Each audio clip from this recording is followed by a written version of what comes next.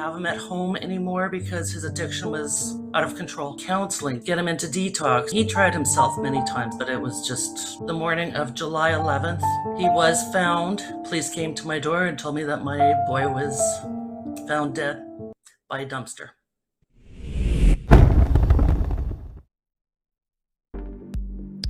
Hey, that was tonight's guest, Laurie Irvine. I'm Donna. This is Phoenix Fire coming to you from Saskatoon, Treaty Number 6 territory and the traditional land of the Métis.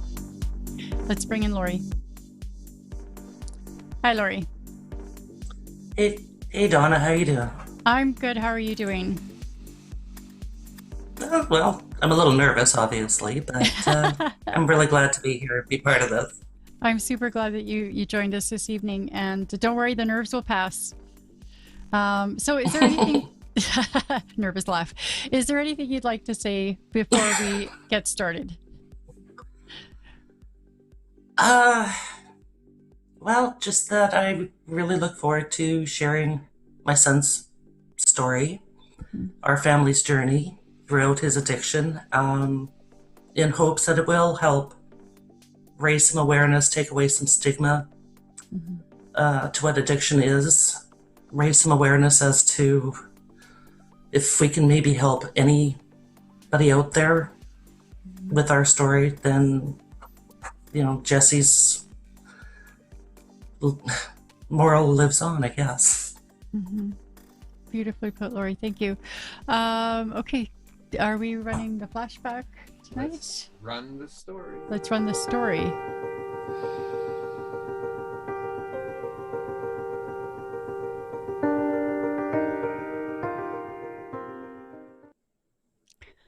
Okay, before we officially jump in, I'd just like to let our viewers and listeners know that tonight's live production is sponsored in part by Prairie Harm Reduction in Saskatoon and Prairie Sky Recovery Center in Leipzig. Okay, Laurie, so why don't we start off and tell us a little bit about Jesse growing up. He was an amazing kid. He just loved everybody. He was very funny, very caring. He adored his brother and sister.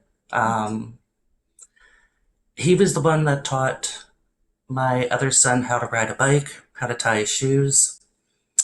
We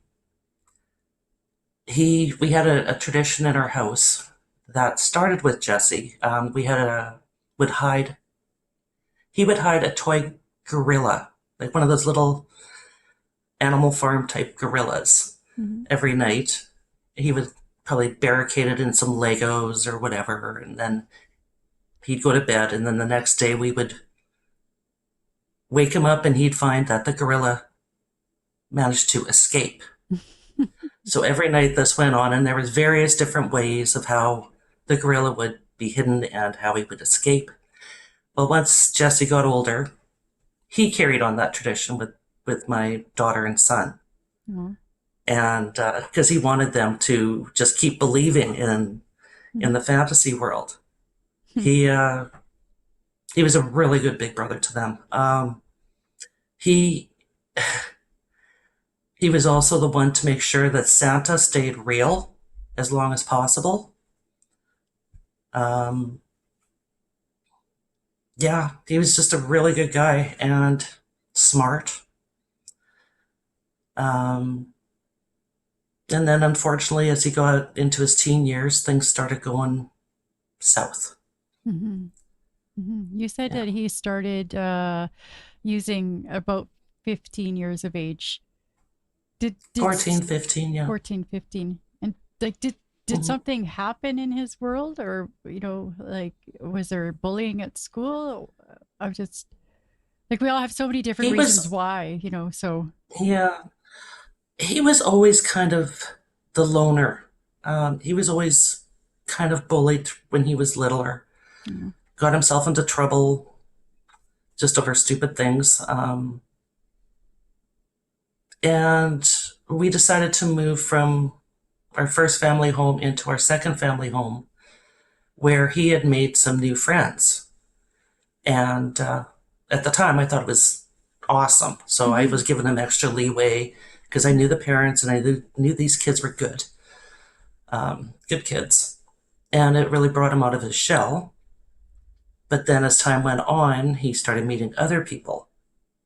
And by this time, I'm already 2 steps behind him trying to figure out what the heck is going on. Mm-hmm. And it just progressed from there. Mm-hmm. And did Jesse ever have like maybe a late diagnosis for any mental disorder or challenges or anything like that? Like, We did wonder if he had ADHD or, well, we knew he had anxiety mhm, for sure. mhm. Um, but he was never officially diagnosed with anything. Okay. Mhm.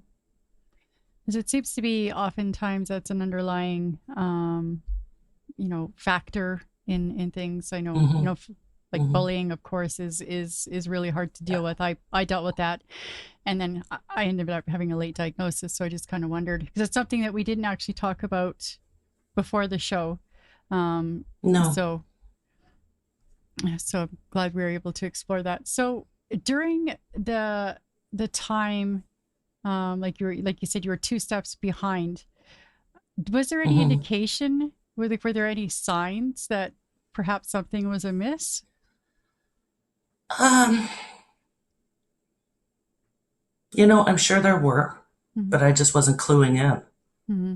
initially because I figured, well, you're 14 years old, you've got some friends, you're finally starting to do the teenage thing. Um, I knew the friends. In fact, I used to think I was doing us a service by inviting his friends over to hang out in the basement Mm-hmm. so I could keep an eye on them. Mm-hmm. But little do I know what was going on in that basement when I Mm-hmm. was upstairs. Mm-hmm. And I also just assumed he was way too young to be getting involved in what he was getting involved in. Oh, I just okay. couldn't fathom him at that age. Right. Yeah. That's challenging. So, I guess then you just pretty much just chalked his like whatever behavior down to sort of teenage hormones and angst and that kind of thing. Hey, and To a point. Yeah, to a point. mm-hmm. Mm-hmm. And so he he said about 14, 15 when he began using. Like, did he finish high school? No. Um, he was doing very well. I mean, he had his struggles in high school for sure, but his grade 11 year, he actually won a couple of awards. And he was just about to, he was picking classes for his grade 12 year um, with his longtime girlfriend. And they kind of set it up that they were going to take all their classes together. And then the next day she dumped him. Oh, no. And that completely devastated him. They were together for well over 2 years. Oh. And yeah, so he just kind of hit the floor. Mm-hmm. And that's when things, and I mean, I'm not blaming her by any means, it's just the way things went, but that's when things really got bad with him, like super bad. Mm-hmm. And he never went back to school. He wanted to. I mean, don't get me wrong, he wanted to, but he just never got the ambition, Mm-hmm. I guess, to go back. Okay. Mm. And so as things like progressed with his addiction, how did that affect the family dynamics? Like how did his Oh, siblings like were they aware or do it? oh yeah. Oh yeah, Mm, definitely. Uh, Jesse was the oldest of my 3 kids. Um, his next sibling, his sister, is 4 years younger, and his brother is 6 years younger. okay. Um, so when he was 14, my daughter and my son were both around 10, 8, and my 8-year old could tell me where Jesse was hiding the drugs in the house. Okay. The scales, the money. Then it got to the point where Jesse got a name for himself in the neighborhood, a bad name, and they lost a lot of friends. Like my daughter and son were not invited to birthday parties anymore. You Mm. weren't allowed to. No kids were going to come over and hang out. Um,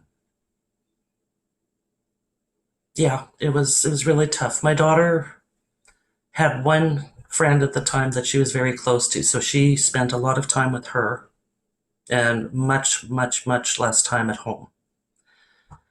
But I know she was okay because she was with the family of the friend, and they lived a block away from us, so um, they were pretty understanding. Whereas I'd have to say my youngest had the harder time because he was also very close to Jesse, Mhm. and he'd rat him out at one minute, telling me where everything is, and then in the next breath he's defending him. Mhm. And that's pretty hard for an 8-year-old to try to sort through. Absolutely. But at the same time, there was things missing in the house. Um, Jesse started stealing, um, and there were some assault issues in jail, and legal issues that were going on.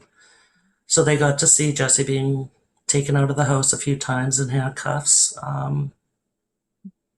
Yeah, it was not a good place for younger kids to grow up. That must have been incredibly difficult for all of you. Um, Mm. and if you don't mind me asking, like the two younger the siblings, like your daughter and your son, did Mhm. they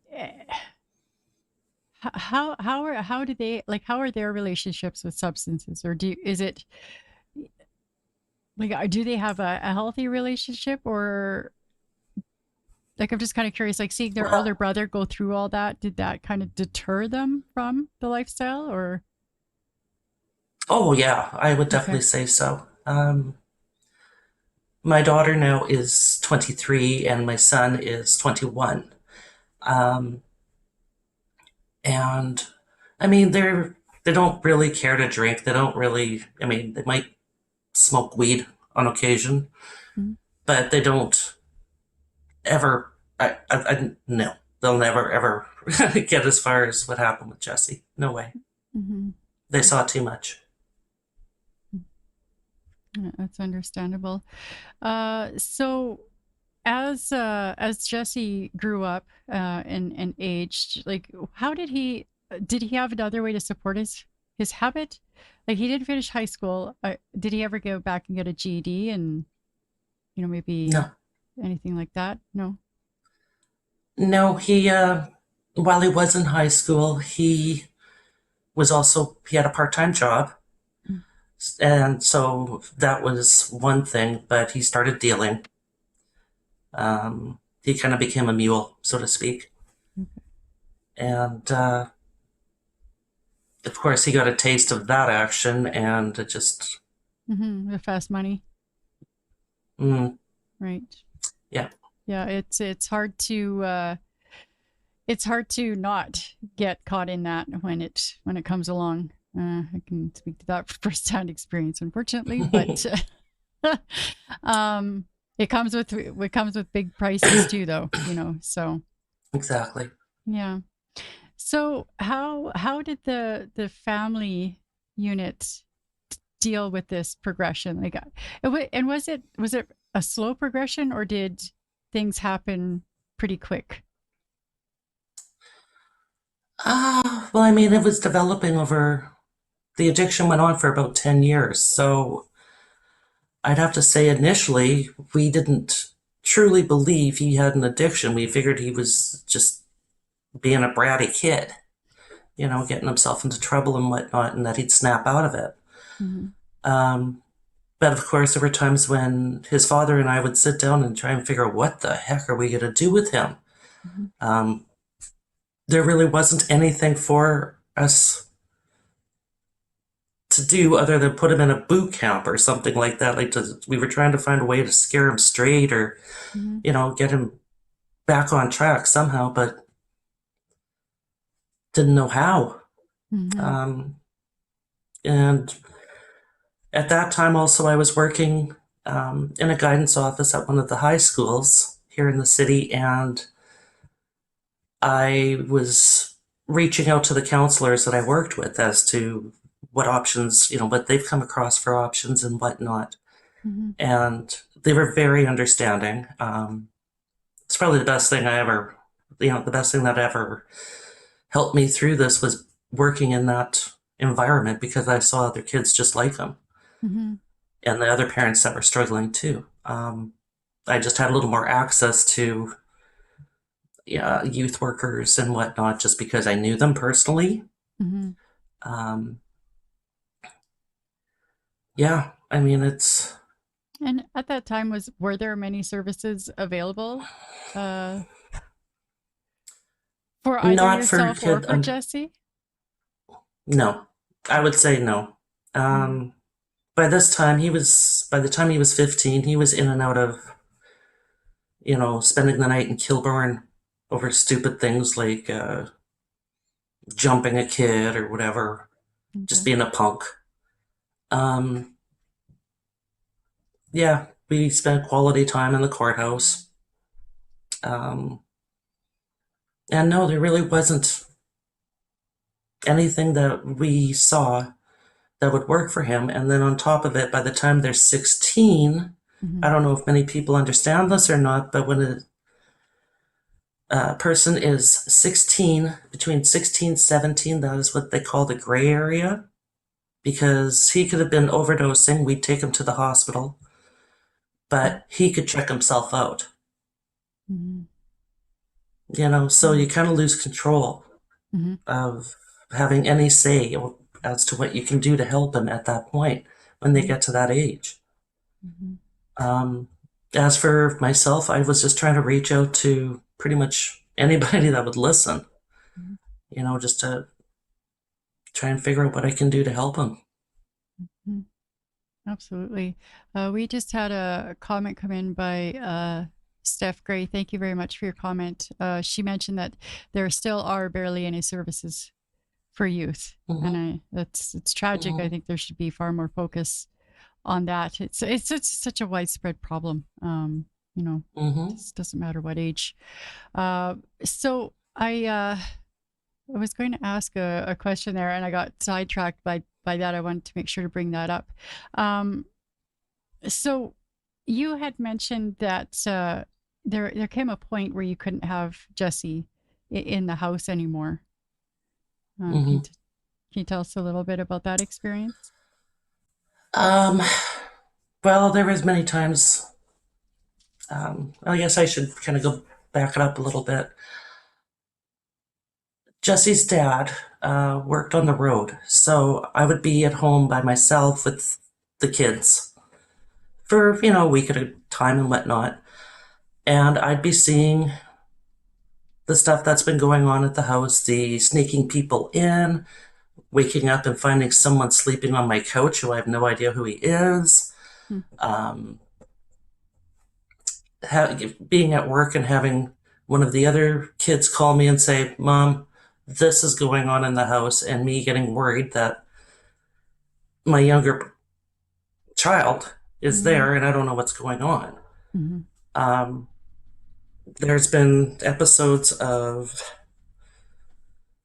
yeah, our house had been shot at, and actually the bullet went right through our house.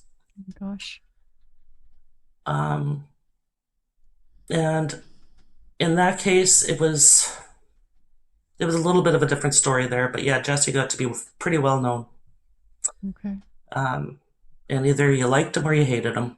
And he always felt he needed to be with us because he was protecting us, which I found completely unreasonable. Quite the opposite. Mm-hmm. And it would get to the point where I would kick him out, but with his dad being on the road and Jesse's grandparents living 2 blocks away and they're elderly, um, John didn't want Jesse taking advantage of his parents that lived 2 blocks away. So he'd bring it back home. Okay. So after a while, my words meant nothing Right. after a while because I'd kick him out just to have him come back in. And I was really starting to kind of lose my mind. Um, Understandably. and I just basically had said, either he goes or I'm leaving with the other 2 kids. And I mean, it wasn't just Jesse that broke up my marriage, it was a whole lot of other things that led to it. But I just wanted to give the other 2 kids a chance at some sort of normal life, Mm. whatever that is. Mm. What an incredibly challenging situation and decision to have to make. And I'm sorry if I'm pushing a little bit here, but I just kind of Mm-mm. curious how did you talk to the younger kids about what was going on, and like Oh, obviously they they had were some mad. awareness, you know. Oh, yeah. Yeah. Oh, they were choked. They did not want to move out with me at all. They wanted to be at home. Mm. And, but they were attending the school where I worked. So that was my, haha. Oh, yeah. Yeah. And even then, though, Jesse still was at the house, even after I left. And it finally came to the point where he was so strung out one day that he assaulted his little brother. Like, his little brother has very long hair. Mm. And he was yanking his hair out of his head. And then John got home and he was starting to abuse John, but he was so out of his head. Mm. He didn't even know what he was doing. Yeah. And after that, the neighbors had had enough as well. And there was a petition saying that he can't be around here.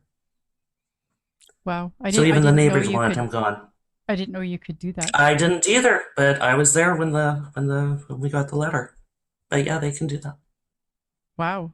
And I don't blame them. I mean, they saw some pretty crappy stuff. Mm-hmm. And was this the same neighbors that like would have been present when the house got shot at? Like, Hmm. or this different? Okay, okay. So, Yep, same neighborhood. wow. So that's Hmm. that surprises me that people can take a petition out. Just Yeah. Well, I mean, some of them, they've just had enough. I mean, I could tell you about how Mother's Day sucks for me every year because I've been mm, put in a headlock. He put me in a headlock one year because I found one of his phones. And he was trying to get it back. The next year he was overdosing, and was so sick and tired of calling the police and calling emergency services to help me and not getting any answers mm-hmm, that my that John had said, no, you go take a drive because that's kind of what I do when I need to calm down. mm-hmm. So I went out for a drive, and when I came back, there was 2 police cars, an ambulance, and a fire truck in front of my house. So you can just imagine what was running through my head. Yeah. I went flying into the house, and yeah, he overdosed. They were hauling him out on a stretcher. He was still alive. Um, and he spent the night in the hospital. The next day, we went for counseling to talk to a counselor, and I'll never forget this. I was with him in the room, and he had said, I know I'm going to die. I just want to know when. Mm.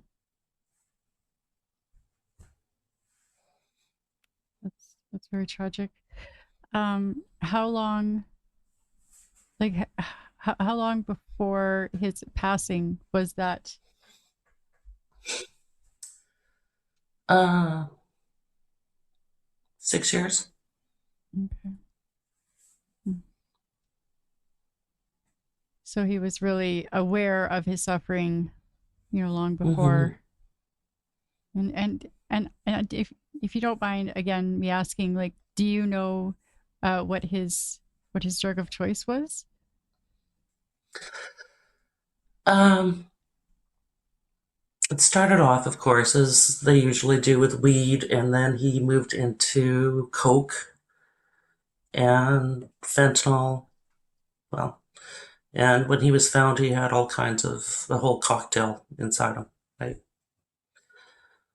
oxy, fentanyl, you name it. Okay. Yeah. Well, I guess nowadays it's hard to avoid a real cocktail of crap. Well, Like yeah. I sometimes think like back to when, when we were younger, how oddly fortunate we were in the sense that at least we had some degree of, idea of what we were taking, but things have certainly got Yeah. a lot worse as far as that is concerned. So when Jesse was taken in for that overdose on Mother's Day, was there any aside from that counseling session next day, was there any efforts to help him? Well, I had taken a couple of two separate stress leaves, month-long stress leaves for my job, and we were really working on getting him into detox. Again, he was around 16, so I could yell and scream and push all I want, but he still had the right himself to Mm-hmm. say no. Mm-hmm. And it was like you kind of had to catch him on a good day if you Oh, wanted to absolutely. raise him with him. Yeah. He started doing methadone. I would drive him there to go get that. I wasn't happy with that either because I just didn't think it was helpful. Okay.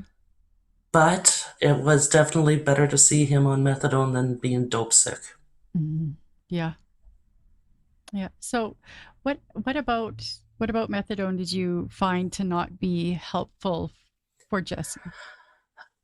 Well, I guess for me, it was mostly I just didn't quite understand the process of methadone, Okay. like what it was all about. Mm-hmm. I just felt like we are substituting one drug for another. Mm-hmm. Um, Plus, I also had found out about other kids. I can't say if Jesse would have or had, but selling their methadone for Mm-hmm. drugs. Mm-hmm. So it was like a never ending cycle, really. Right. Yeah. That's I think a lot of people share that, concern and that sentiment. I know even when I was on methadone, my dad he kept calling it meth. I'm like, no, Dad, it's not meth. It unfortunately has a similar name, but it is definitely not meth. And I So think that was probably I'm pretty sure that's what caused me not to be too impressed with it either yeah, initially. yeah, yeah. That's difficult, and just that commitment of going for your daily and Mm, all that kind of stuff is it's quite a commitment, and very challenging for so many people. Liquid handcuffs. Liquid handcuffs, as they say. mm. Yeah, But that could lead me to a whole other story, though. yeah. Once you get Oh, into jail, you don't get your methadone. right. Yes. Yeah. And did Jesse? I assume Jesse experienced that as well. Oh, yeah. Yeah. That's I just don't understand. Like they'll administer other medication, Hmm. but that one, it's like Yeah. that's like that falls under the Geneva Convention as far as I'm concerned. Is like cruel and unusual punishment, man. Like that's just completely Well, uncalled it's kind for. of like not allowing a diabetic to have their insulin, Mm-hmm. in an essence. Mm-hmm. Yeah. Yeah, absolutely. And we were talking earlier, Excuse me. in that's fine.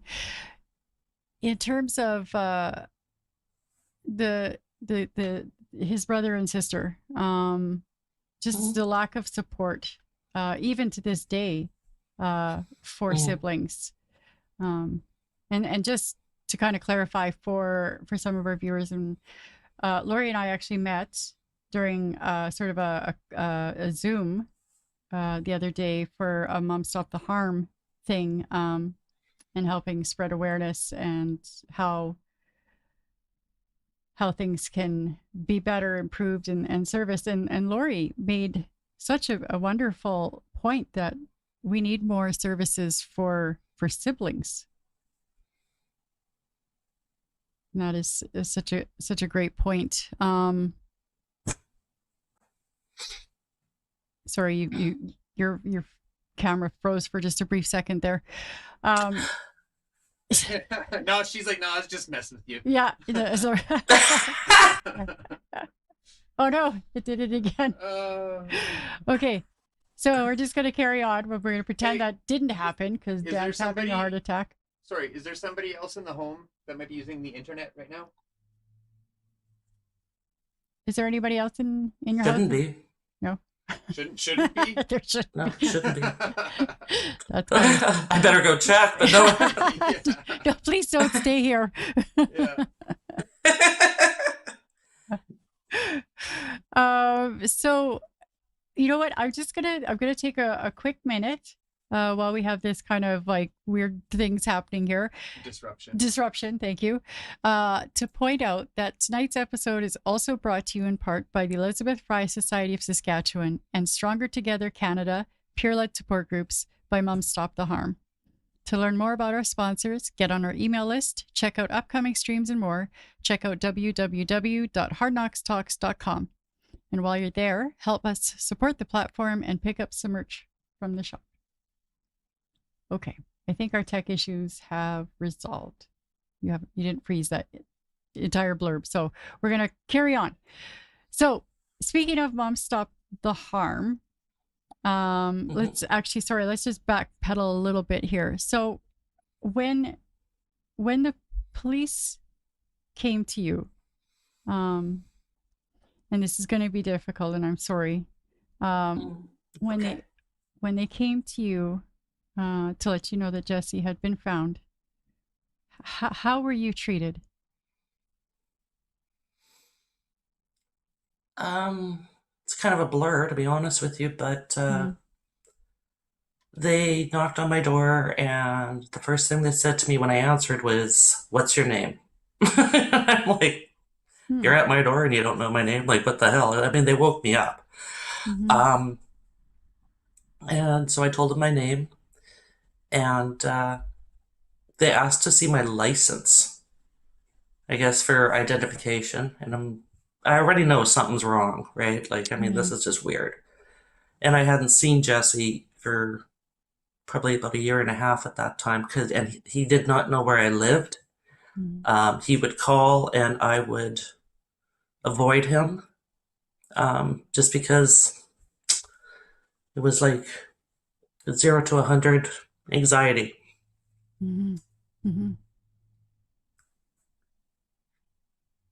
You know, for what it's worth, if it's of any help or whatever, it was the same thing with my family.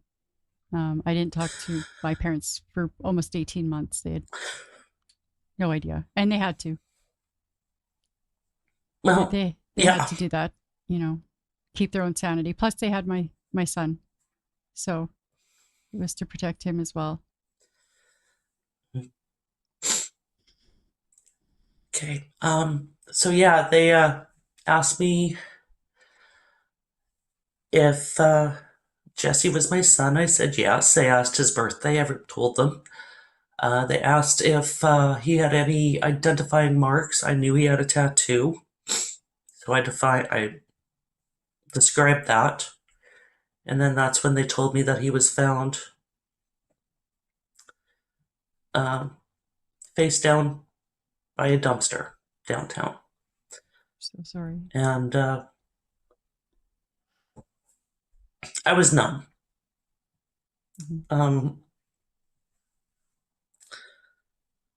It took me a minute for it to kick in, what was going on. And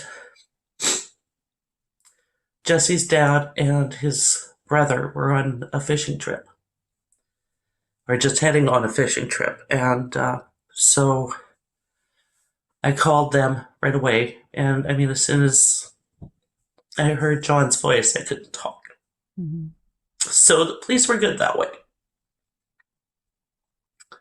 I told him, the story. They offered to give me a ride to go over to the house where my daughter was to tell her, and I said, no, I'm fine. Um, then I called my sister and asked her to please let my family know.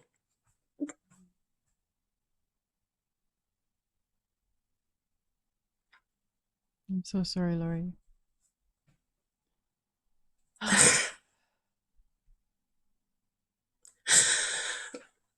Are you So okay? yeah, I went over to my yeah, I'm good. I went over to wake up my daughter, and at first she didn't believe me. But I mean, Jesse had this persona about him that he just thought he was going to live forever. You know, like he did so many stupid things, and he'd get into so many stupid predicaments, but somehow he always seemed larger than life. Mm. And yeah, so later that day we went and we visited the dumpster.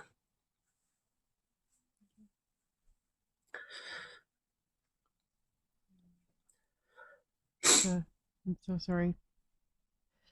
Um, how did the family, like everybody, come together, um, and support you Uh, in Meaning my own immediate family, yeah, we got very, very close out of it.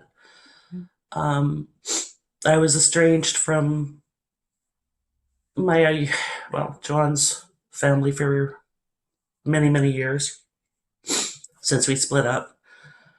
Um, my family, like my siblings and father, were amazing and extremely supportive. Thank goodness They for all that. knew all along, you know, like everybody knew. Mm-hmm. There was no point in hiding it, but you know, everybody just kind of knew he was pretty addicted, and Mm-hmm. you know, it's only going to go one of three ways, right? So,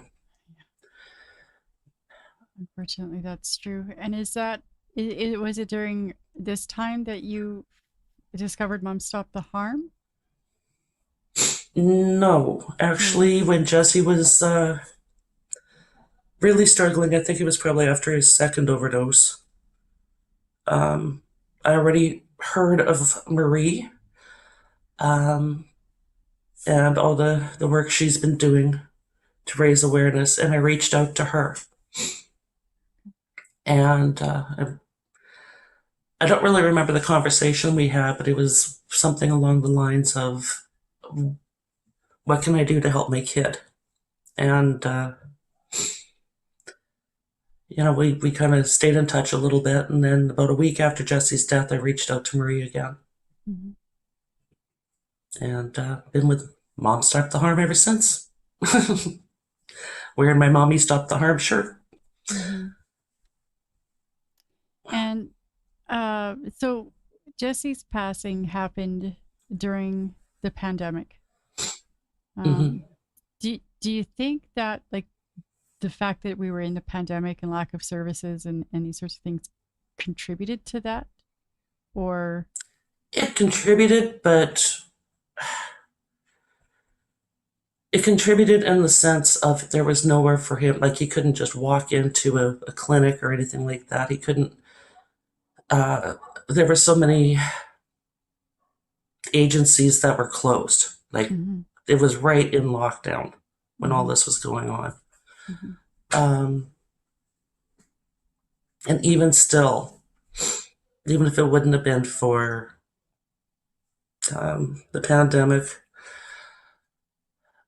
I know just from all the avenues that he's tried mm-hmm, that there just isn't enough out there for him because he would just hit a wall every time. mm-hmm. Can we talk about that a little bit? Because we did talk a little bit about that earlier, and Mm-hmm. a short while ago there. But um, we're talking about accessing detox and how that he would be there for like 5 days and then they would Mm-hmm. discharge him and So what other attempts did you guys make, and what were some of the sort of barriers that you faced? Uh, well, definitely with detox, it was on his own will many times. Like he's tried probably about 4 or 5 times to get into Larson House. Once he did, he'd do the 5-day detox, only to be let out while he's waiting for a bed at Calder. Mm-hmm. Now, after 5 days of detox, you are as raw as you're going to be, Mm-hmm. um, trying to recover from addiction. Mm-hmm. And one of the last times that he did go to Larson House, he did manage to ask them to please let him stay there until a bed came available at Calder, and they let him, Mm-hmm. which was pretty darn amazing, I thought, because that doesn't happen. No, no, But he was absolutely, he wanted it. Like he did want to get clean. He wanted it really bad. mm-hmm. Um, but of course, there was a lot of people on the street that didn't want him to be healthy. Right. Yep. Um, yeah, and we also looked into, other avenues, but unfortunately, there's just not enough, Mm-hmm. or it costs an Yeah. astronomical amount of money. Cost prohibitive for sure. Yeah, Yeah. it's that unfortunately is something that we are, all aware of, but most of us have faced in one fashion or another. And just the absurdity of like 5-day detox, and then expect people to somehow keep it together so they can get a bed Mm, elsewhere, and it increases the likely or the possibility of overdose. Because like I know for mhm. myself, like I got out of detox, and I mean that didn't reduce the amount that I would take. So super No. lucky that I didn't have that outcome. But unfortunately, that happens to too many people. Like we need those services connecting, and the aftercare, so badly in this province, in this country. Mhm. So Yeah. um, let's talk a little bit about um, like today, uh, where you Mhm. were at, your involvement with Mom Stop the Harm, and as well, uh, tell us a little bit about the Jesse Irvine Foundation. Oh, well, I guess I'll start with the Mom Stop the Harm. As I had mentioned earlier, Mm-hmm. I, in speaking with Marie shortly after Jesse died, I knew I wanted to be part of something to try and make a change, raise awareness, take away the stigma. Mm-hmm. Um, just enough of this crap already. Like, Yep. and it was too late for me to help Jesse, but if I could help somebody else or some other family, or at least raise awareness, then Mm-hmm. right on. Um, and that kind of got me segued into starting my Facebook page called Jesse Irvin Foundation. Now, the name Mm-hmm. can be a little misleading. I didn't really think about it when I started it. It's not about money, it's about raising awareness. Mm-hmm. Like you hear foundation, you automatically assume it's a nonprofit, or Mm-hmm. it's not. It is about, sorry, raising awareness. For instance, I've got um, Hard Knocks and Phoenix Fire on Thank you. Jesse's page. Oh, you're very welcome. Thank you. Um, Mom Stop the Harm, Healing Hearts, as well as other issues of the day that are not being recognized by our health department. For instance, Lyme disease, Mm-hmm. fibromyalgia. Mm-hmm. I know people that have Crohn's, and I mean they're going through hell, and they're just not being heard. Mm-hmm. Like it's not meant to be just all about my kid. It's meant to raise awareness Mm-hmm. and try and support other people that are going through hard times as well. Mm-hmm. Uh, yeah, so I think if I I've recall been. correctly, the one of the sort of advantages, for lack of a better word, of that was you had other people reaching out, Mhm, asking for help, direction, even just being mhm. like a support system to each other. Oh, for sure. Yeah. Yeah. I had people I hadn't talked to in years and didn't know anything about them having any issue. They kept it pretty darn quiet. Mm-hmm. They were less vocal than I am.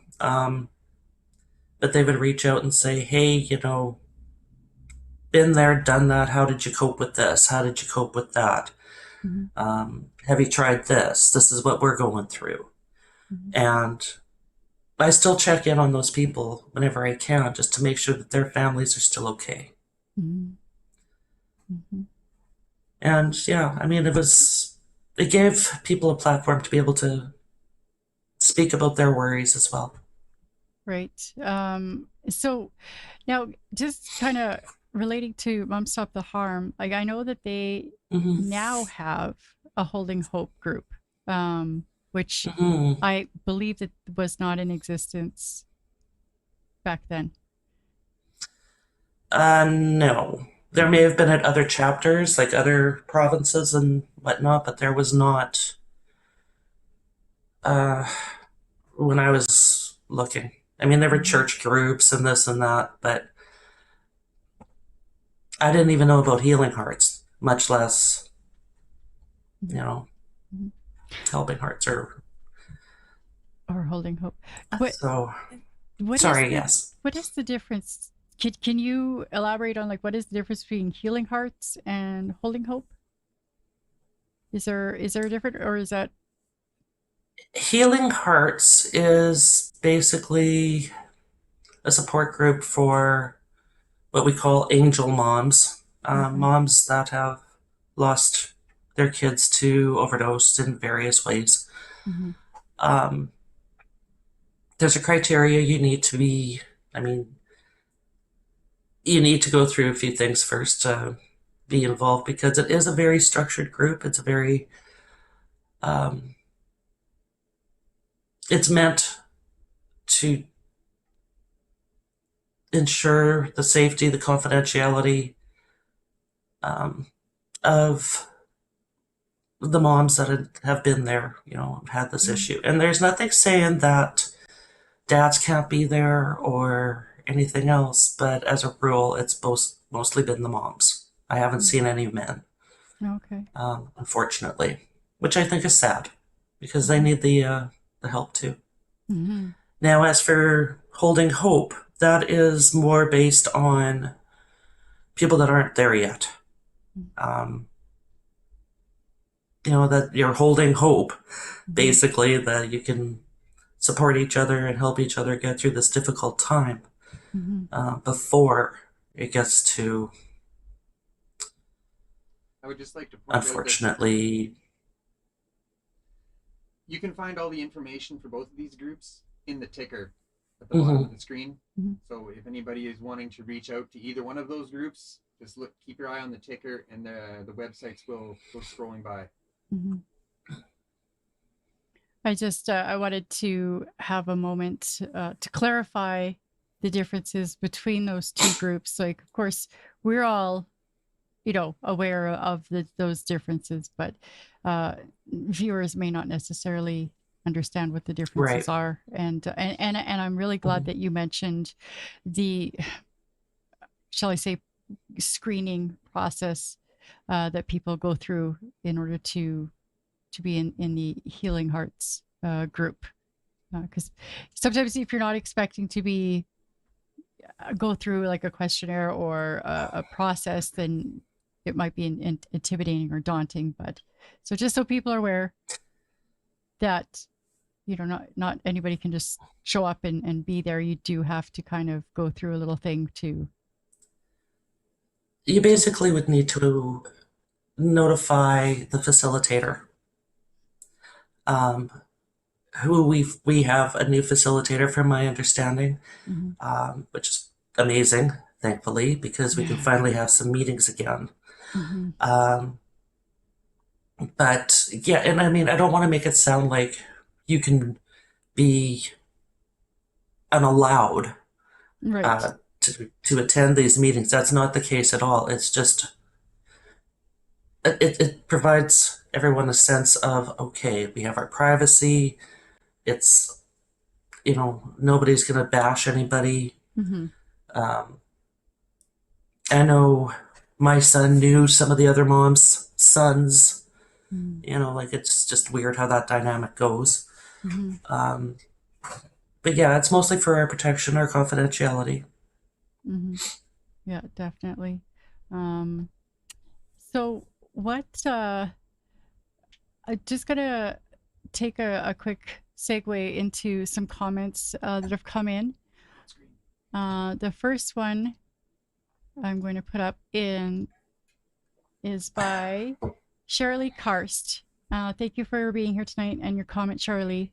She says, Laurie, you are so brave to share your story. Sending you hugs. And Thank Ellie you. Woods, my heart goes out to you so much. You are so amazing for being able to share this with the world. Thank you for your comment, Ellie. I agree.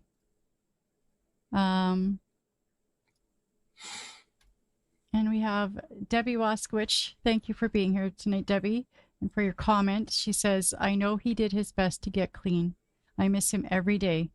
He was an awesome person. My condolences. I wish I could hug you. I'm a straight up member.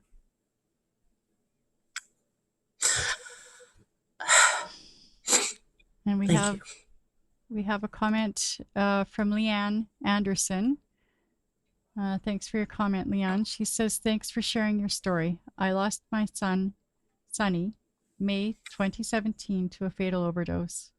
I take a lot of comfort and healing listening to other moms that have been through the heartbreak. Sending my love to you. We also have a question on the Phoenix Fire page from our friend Jenny Churchill. Jenny asks, you know Jenny, I'm sure you know Jenny. you. Jenny asks, Laurie, what advice would you give parents who have kids using drugs or suffering from substance use disorder? Thank you for your Oh question, God. Jenny.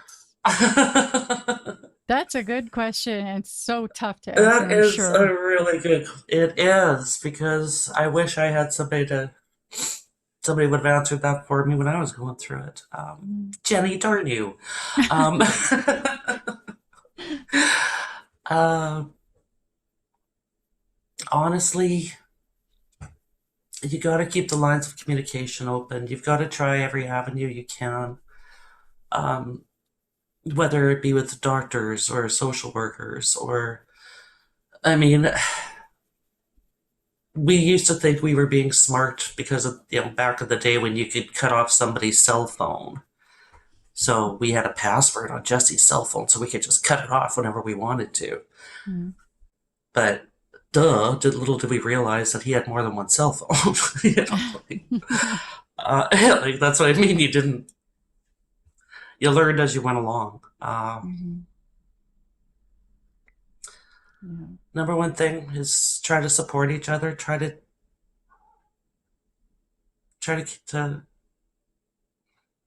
I don't know.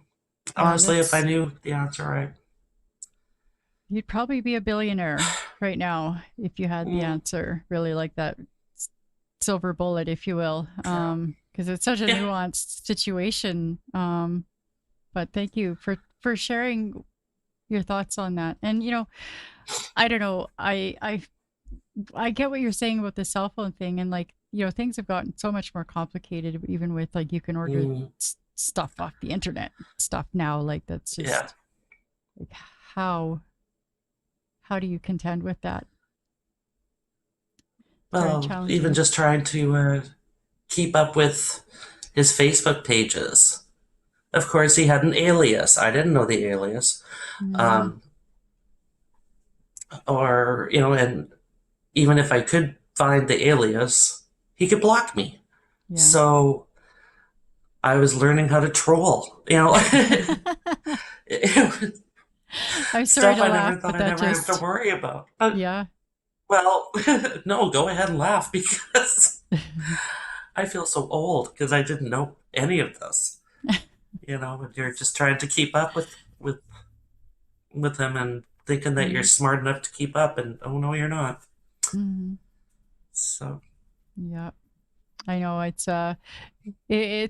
such a environment out there now that like I am seriously tempted to just keep my kids locked in the house.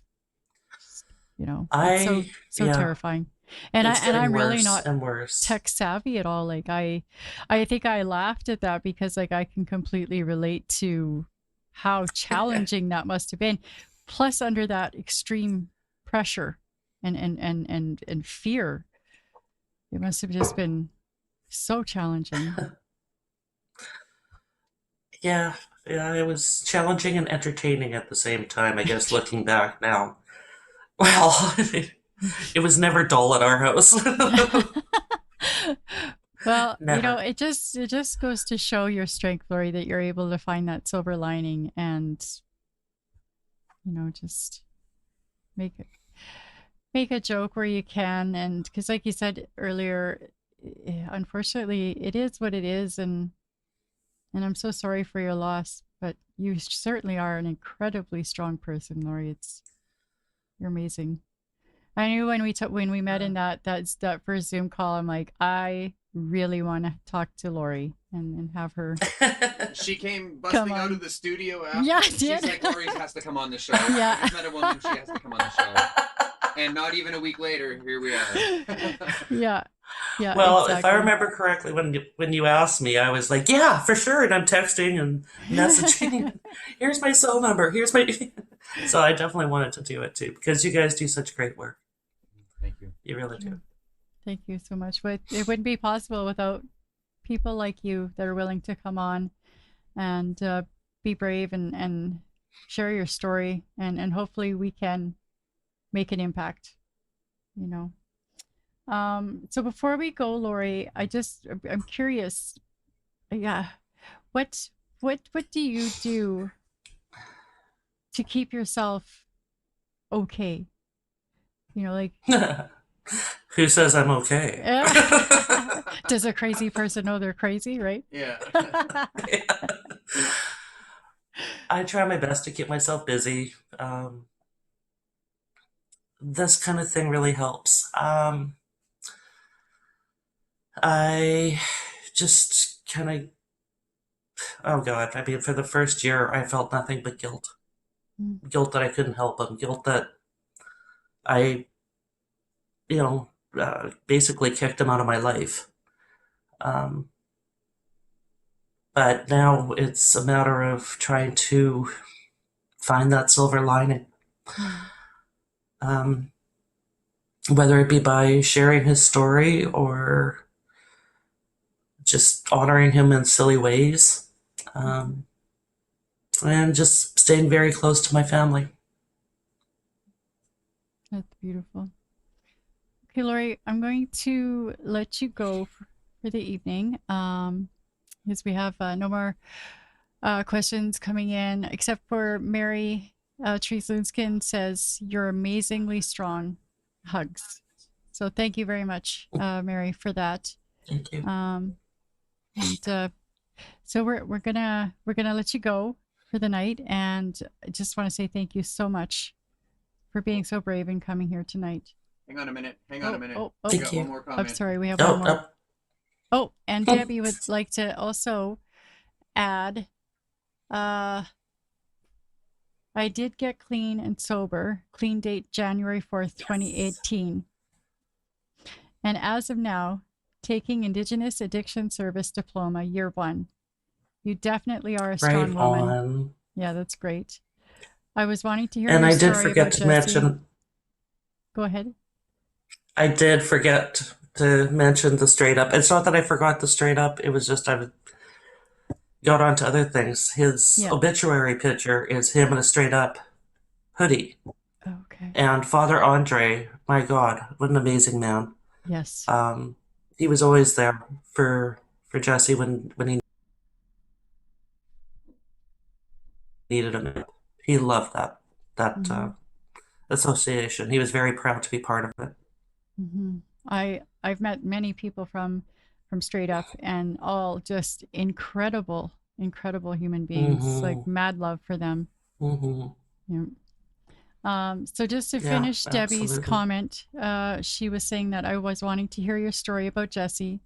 My heart does go out to you, and now I have a face to Jesse's mom. He spoke about you. Sorry, just a comment got cut off on my screen. All the time. All the time. You're amazing. She says, my heart does go out to you, and now I have a face to Jesse's mom. He spoke about you all the time. You are amazing. Beautiful comment. Thank you so much, Debbie. Thank you. Thank you. And you know what they say, leave on a high note. And I think that would be a beautiful point to Yeah. to close the show. Yeah, it is. Okay. Well, you take care, Laurie, and Yes. thank you so much for coming. Thank you. Okay, so that was tonight. Give us a like, tell everyone about us. We love you, and good night.